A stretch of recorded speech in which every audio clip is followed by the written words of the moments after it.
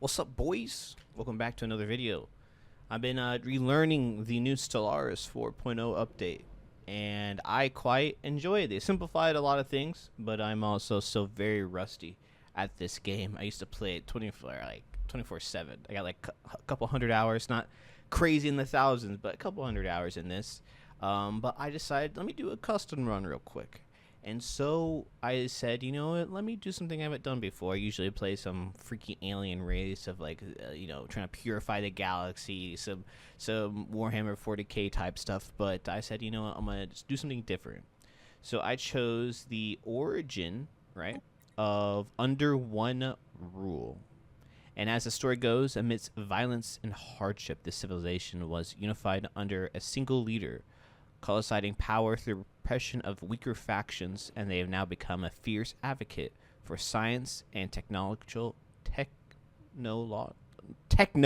advancement. In the aftermath of an easy peace has descended, but with peace rarely lasts.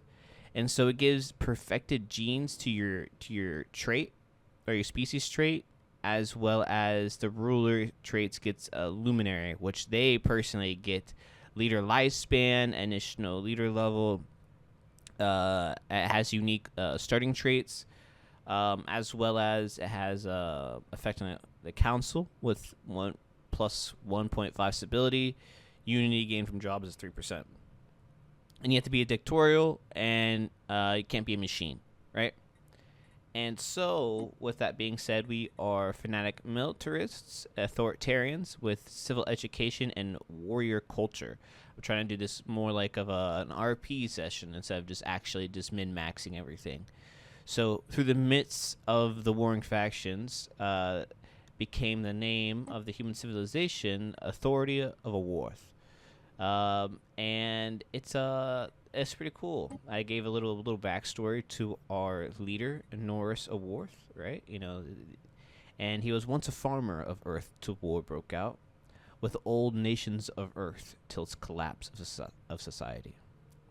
So he mustered. I didn't proofread that. Mustard. You know what? He mustered his bravest men to unify once what was lost under one banner. So that's basically him. I just thought of it, put it down. I didn't really proofread it. I should have proofread it. But this is our character. This is our character, right? He's like around 20, 30-ish years old. He has a luminary trait, but he's also a warmonger, right? He's an unwavering aggressor, right? So he gives us certain bonuses, ship fire rate, tracking, and chance to hit, which is really good. Really good. Fire rate, tracking, and chance to hit are like low-key underrated stuff. It's so good. And then he is also the High King. But he's also a warmonger. So his official title, is the warmongering, unwavering aggressor High King Awarth. Which is, that's pretty cool. The ship sets, the humanoids, of course, right? The flag. Yeah, it's nothing crazy. We're militarists, so... And we still are starting in the Sol system, so it's still going to be like Earth. It's like Earth in a different scenario, right? In case something else happened. And with our traits, we have perfected genes, which come with the origin, right? That's what we went over earlier. They're pungent, so entertainers get less job efficiency. Which shouldn't matter much because we have duelists, right? If I remember correctly, they shouldn't be entertainers. They should be duelists now. I don't know if that's like coded in, like they'll still get minus, but whatever. I said, it fits. Right? They're natural engineers, right? They're strong, and then they live long, right? But they're also and fertile during war and crisis. Due to that being so, I've got it to be like, so this human race basically during wartime, their infertility gone down, but their longevity goes up. So over the hundreds of years to unify, right, there was less birth, but there was more of a long lasting, and so they just became battle hardened. But during high stressful scenarios, it goes down, but during peacetime, it's normal, right? So that's basically what I got, right? Strong because they're warring so much, and they last long because of, you know, just survival of the fittest, basically, right? The longest get to live, and the strongest get to live even longer, right? But that's basically it, and I'm gonna go for not so much of a wide, but more of a vassling playthrough, right? A militarist vassling playthrough where we're trying to perfect our genes, like Viltrumites, basically. With a new biogenesis DLC, I had to get it. As soon as I saw that one ascension perk, I was like, "Yep, you got me, you got me." But I'm ready to get into it. The origin under one rule. Our civilization has always been prone to conflict. Empires and kingdoms arose but never lasted, always collapsing under the pressure of internal strife. This culture of polarization. This culture of polarization climaxed when our world was consumed by war. Amidst chaos, a leader emerged, and perpetrator Norse Aworth managed to assemble a gathering of followers who were drawn into the selflessness and charisma of an authority. Finally, someone was poised to unite us. The unification was long and a painful process, but one after another, the warring factions eventually surrendered and fell in line. Cowered by the perpetrator promises the future amongst the stars, for the first time in centuries, we have peace. Under the surface, the scars of the old grievances run deep. Sorry, my illiterate cheeks didn't read that properly, but let's begin. First day first, highest speed, right? Empire focus, which I thought was a pretty cool feature, right? That they had.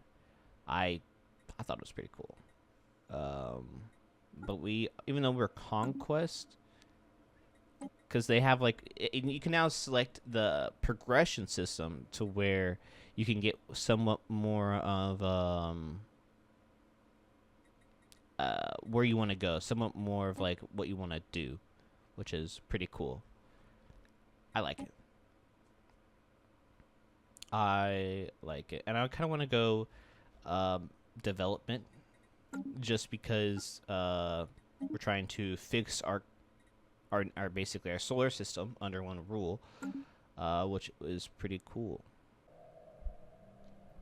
Imperpetor Norse Aworth put an end to our internal strife, brought us about unification. He became the power on a platform of patriotic unity, imperialism, and promising to lead us to the stars and create the grand galactic empire. Today, our people grow impatient and distant to voices of our leadership abilities.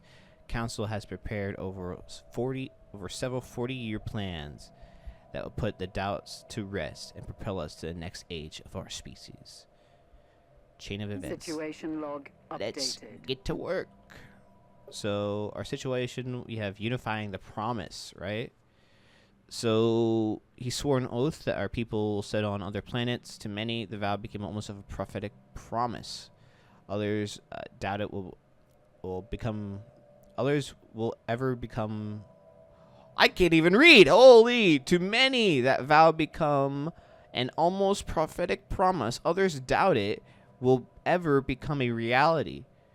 Recently, and despite advances in FTL technology, FTL is faster than light, have started using unfulfilled promise to undermine the perpetrators. Okay. The surest way to silence the dissidents, to prove them wrong, we will take to the stars and settle a new world and expand our borders that much as possible. So the promise, right? We must deliver on our promise. Colonizing planets, signing defense pacts. Okay. If you count signing defense pacts, okay. After 40 years, rulers limit trait will improve for every 50 points of progress we made. Controlling systems. Okay, so we kind of have to go wide. Okay. More we know.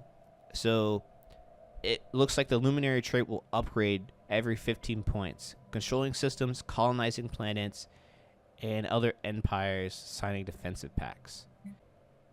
Oh, I forgot to say, the new 4.0 has the trade resource, where trade is actually a resource you could use, which is so good. So you're not doing off of energy credits, right? I love this. I'm telling you, I love this so much, because what it does is basically you now have trade, which you can use to buy resources, sell resources. It's not just all on energy credits, right? Because energy credits, it's good to have, right? But it's power, right? It's not really a credit. The trade resources is more like your credits, right? Which is it's another resources that I find more interactive with trade, because it just makes more sense, right? What are you gonna do with all those battery packs, right? What are you gonna do with all that? And we have one of the precursors chain events. We have recovered an artifact of an ancient alien civilization on Alpha Centauri, right? We translated it to farther language, which is basically it's a precursor events. Basically, someone else who's been here before us has been a six-limbed mammals, right? Wow. And some sort of plague called the Javorian pox, which swept across there. Basically our Black Death to them. Let's see. Authority of Orth is abuzz with news of alien remnants that have been recently studied. These remains are considered definite proof of intelligent, purposeful alien activity at some point in the past. We may be still alone now, but at least not the first to be so. We have the Doctrine of Space Combat Fleet Limit, which is pretty cool. Or we can gain the Administrative AI.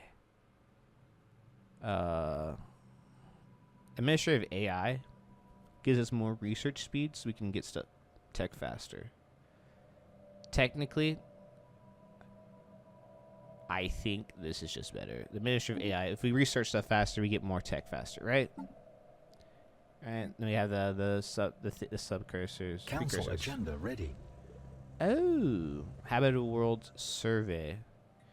It's always good to take the Nah, I think I'm just gonna take the Unity. I'm pretty sure it's always good to take the survey just for the missions to survey 8 worlds, which is good, but at the same time, nah, I'll take the top one. I've never done the bottom one. I don't know. The conquest of a new world has begun. And we first colonize our new world. Thankfully, it was only one system away, not like 2 or 3, which was awesome for us. But the new colony is the first step toward fulfilling the Imperpetrator's promise. The colony ship has been permanently converted into administrative headquarters of the new settlement. Work has begun to connect the reactor core to the power grid supply, growing the colony's energy. As the colonists disembark in large numbers, makeshift dwellings and shelters have been erected around the former starship's massive hull. These will form the basis of what would new be the first human city of Alpha Centauri Prime. We gain research, which is really good. But with the new update, if I remember correctly, once this is done, it's only going to have like 100 colonists, right? And if I remember correctly, like now now it's stuck as like you have civilians, right? We have we have a lot of civilians. Which is good. It gives us quite a bit of research, trade, and amenities, which is real nice. But it's not just pops, right? You now have actual individual pops, and then they all have their own growth and whatnot. And it's usually separated by job. That's why they're like a couple of them are weird, right? that's basically it. If they don't have one, they'll eventually get converted down to civilians again. But that's basically it. Uncleaning 300 pops. Max agricultural district. Yeah. It's always good to have your clear blockers, if I remember correctly, if you clear them, right? Because the you have a new basically size, right? Right, the districts, and they have planet capacity 72,000, and you have 7,200 pops. We're near 5,000. So if we have any, it's basically the planet capacity shows how many pops you can have. And then you have housing for these pops, right? You don't have housing for them, crime, right? And you want to get more housing, I suggest the luxury residences, right? Because it gives a crap ton of amenities, which is really good. And 1,500 housing, which is just good. It's like the only building that gives actually a good amount of housing. So after a couple more months, we'll just get one of those queued up. I'm going to do it first after the sprawling slums because of we need it. It's because we need it. And I don't need to explain everything, right? I'm not that good at explaining things. But I'm looking at our system. It's looking really good. It's looking really, really good, right? Like the hyperlane density, there's not a lot of, there's good choke points that I'm seeing, right? There's a couple of good choke points here. That's what it looks like. A lot of good choke points. That's what I like about some systems. If they have good choke points, you're in a good place. Great success. The next event is new cities built on Alpha Centauri Prime are a sight to behold. Through the grit determinations of the colonists managed to thrive a new world. They finished colonizing it. Human citizens on Alpha Centauri Prime decided to show their loyalty by erecting a monument in honor of the perpetrator of Norse Awarth. If they, you know what? I'm thinking of like min-maxing, but I gotta get out of my head.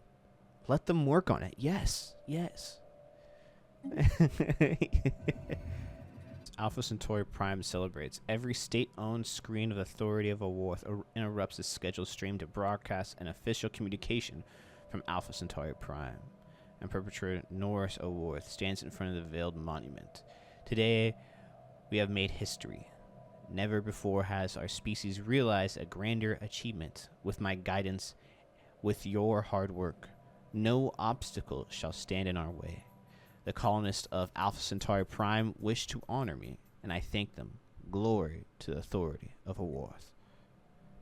It's a pretty cool event. They finished the monument. It's not bad. We got our first ascension perk. So, unfortunately, I set one of my scientists to do a special project, and they died. They straight up died. I was like, all right, you got me. Brother's straight up dead.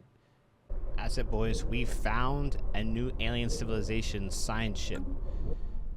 They're all the way over here, though. I should really stretch out this far. I should at least claim this planet. I don't know who they are, but I should get my claims in the galaxy while I should. They're raiders. Oh, God.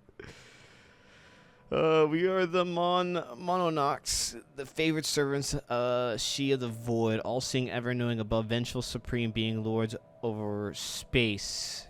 That she blades us, give us ancient planetary home eons long ago. End transmission. They're raiders. They're not.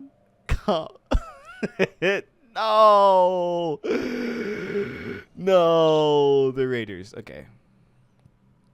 I have to build up my military. I need to increase.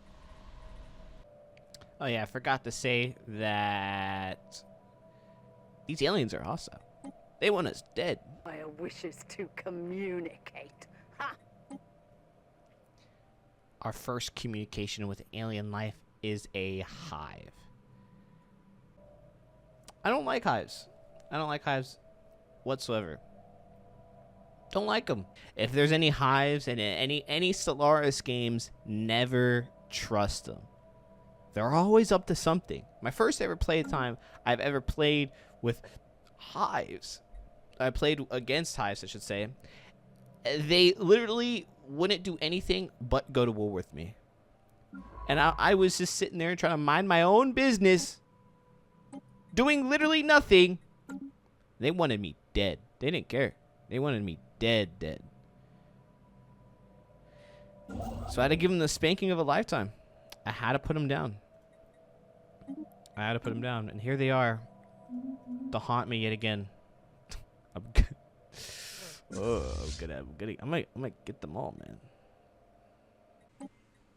We now have 5 years left until the Unifying the Promise is over, and we basically have enough for 3 upgrades of the Unifying Promise, but I'm gonna try to go for 4. I say upgrades, it improves the every 15 points, right? So what that does, I don't know what it does, but if I can get it to 60, that means we'll get 4 improvements. So that's why I'm saying it upgrades. And I've done a lot. We haven't conquered much. The hive is spread out pretty far. Same thing as us, but you know, I haven't been really angering them, and they haven't been really angering us. They actually did a lot of benefits towards us, and yeah, they owe us a favor after we did a lot of stuff for them, which was quite nice. We're quite equivalent. I haven't been lacking on my fleet prowess. And one of the merchant enclaves, basically these guys have been coming around and selling us stuff. And so we got a free frigate, and then we got another destroyer as well for free. Basically, it just costs like minerals or food, and I'm like, oh yeah, sure thing, man, sure thing. Because I at first said hello when they first came by, and I didn't want anything. They came back. They did trade with the hive people, and merchants, they don't trade with hive people that well, because I don't know what's wrong, but the hive AI just doesn't like them, and so they take advantage of them. Basically, they came back and said, these bastards, never do trade with these guys again. Take this and for super dirt cheap. And I'm like, say less. Don't worry, baby girl. I got you. And I've been slowly hunting down like these space amoebas and all that other stuff, and just opening avenues for my my guys to basically go in and find stuff. So, Norris Awarth, this is the next story part. The Imperator Norris Awarth appeared on the screen across the empire of our population is waiting for the address to begin. And the message that follows, Norris Awarth regales the humans with praise and stories and select individual accomplishments, including their own. He goes to a list of what we have achieved together in a glorious success after the other, building up to a promise of even a greater future. Okay, and that basically finishes the little side mission of our thing. We didn't get that far into it. Our luminary trait didn't increase that much, but the stability and the unity gain increases just by a bit. Technically 3 times the amount, which is pretty cool. If it was 4 times, oh my god, it would be insane. But generally, our guy he's gonna live forever. He's gonna live forever. Then I think about it, like, our leaders are not gonna die. We have a very, very, very long-lasting population. Despite Imperator Norris Awarth's work, there's still much to be done. The Empire consists of conflicting factions and population united only through the constant effort of the Imperator. Although Norris Award did not wish to change the post-unification government, a new, more direct approach could remedy some of the problems. On the other hand, such decision may encounter significant opposition.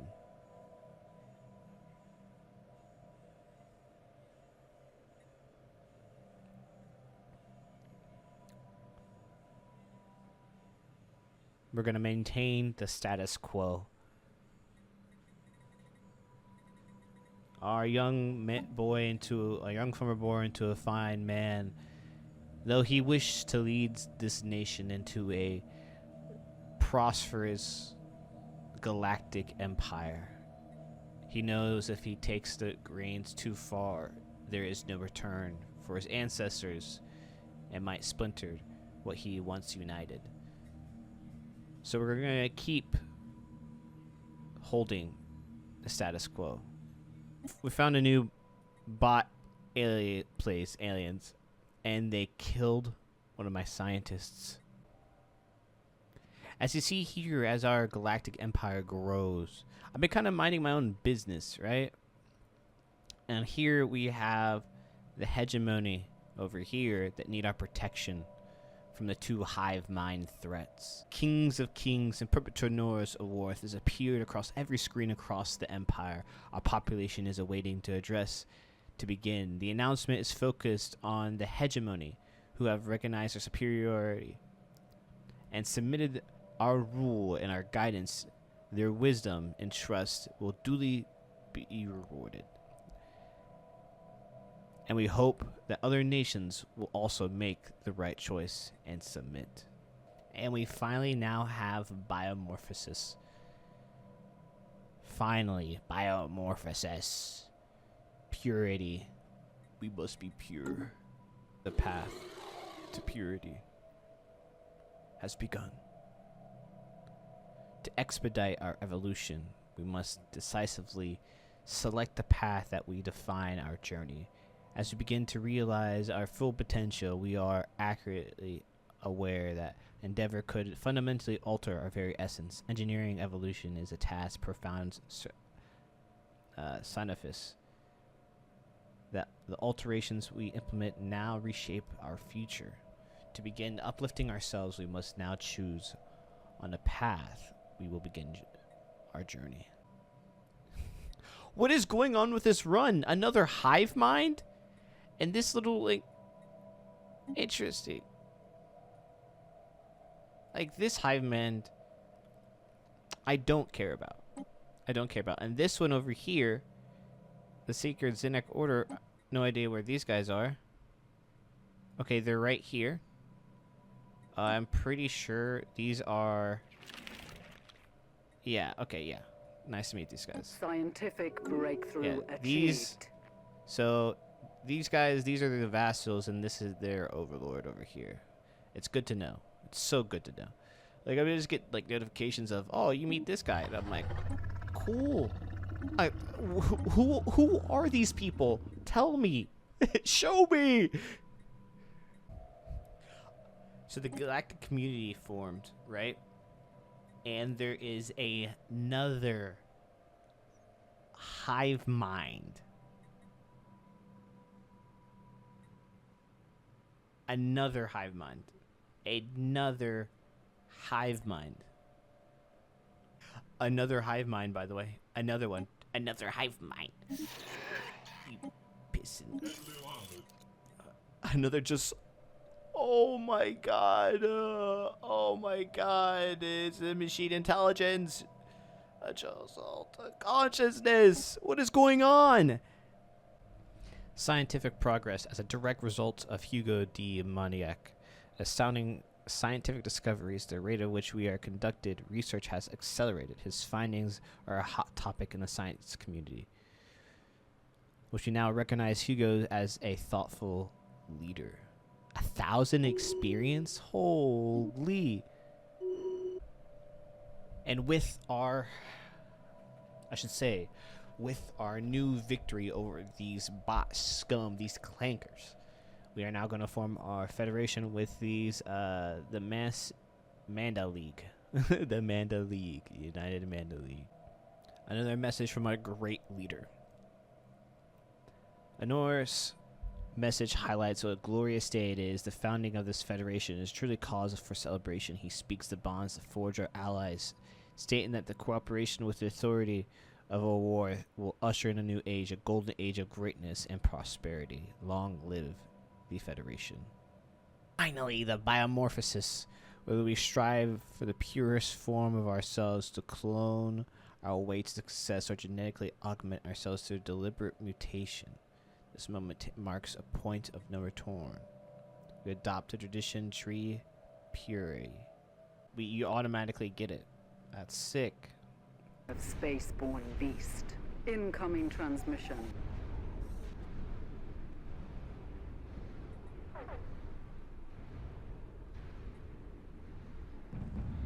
Beginning at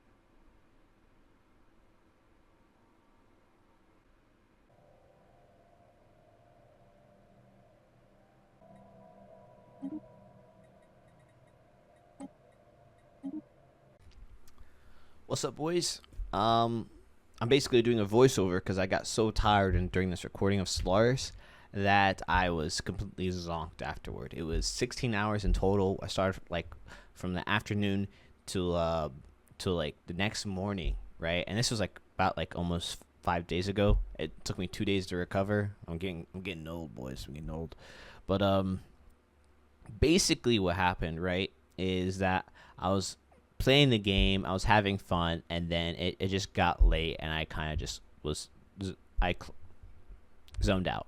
I got into the game, which I do love Stellaris. I'm glad that they optimized it. It's fun. There's more combos you can do with the planets. But for me, I'm new to this, YouTube stuff, and I don't usually talk when I play games. I don't. I play them. It's fun nonetheless, but at the end, right, basically I just consolidated the powers, and it sucked because the whole galaxy was just hive minds and just alt consciousness. And it's for the viewers who don't know, right, it is basically where the entities, the hive minds, they're like an organic one mind, and the just alt consciousness are just machines one mind, right? But they all function together in a system that benefits them. And it kind of sucked because I can't really do diplomacy with them that well, because they just outrightly don't like free thinkers. Because like usually how it goes with like the AI of what I noticed, hive minds stick together, and then people of the same civics or government type stick together, right? It's just how the game's coded in, right? Give or take some variables, which is not all like that. It's just my run had the entire galaxy was just them. The only dictatorships, democracies, whatever you want to call it, were in my federation, right? They were in mine. If they weren't, they got 8.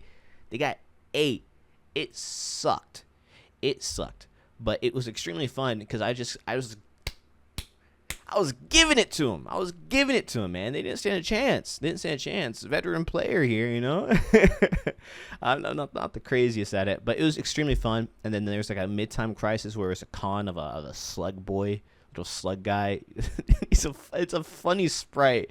It's a really funny sprite, but it's just some slug guy, right? And he's a con, a great conqueror, whatnot. And I've done like I have like all the DLCs, so I'm doing like I had the Astral Rift stuff, so I could summon like a free army. I summoned it in, and I took care of like his side troops that were like spawned in my vassal's estate or his systems. So he got smacked over there. Meanwhile, I'm fighting another war with another hive mind in their federation, giving them the smoke of the lifetime, right? And then conquering basically their entire system because I just had so much influence because I had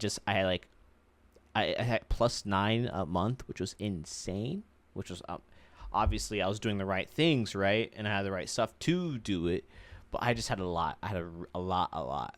because I had the renowned paragons, which is basically like elite leaders, special leaders that you can get, and I basically in the war stopped that empire with the cons coming in all from both sides of me. I kicked the butt of like everybody. They couldn't stop me. They couldn't stop me.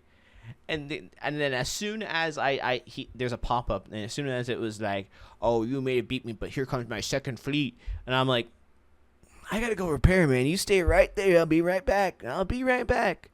And I looked at the time. Then I'm like, I should probably end this run. And so I did after stapling a couple of nerves of some pre-sapient species that I afflicted, but did they really care? I think they enjoyed it. I think they really liked it. And as I'm looking at the footage again, they did nothing wrong to me. I feel bad when I look at it. But I had like a third of the map, which is really nice. And I played on like the huge system, which is the biggest system. I didn't have like all the aliens spawn, right? But I played on the biggest system, so I knew it was gonna be like almost like a grand campaign.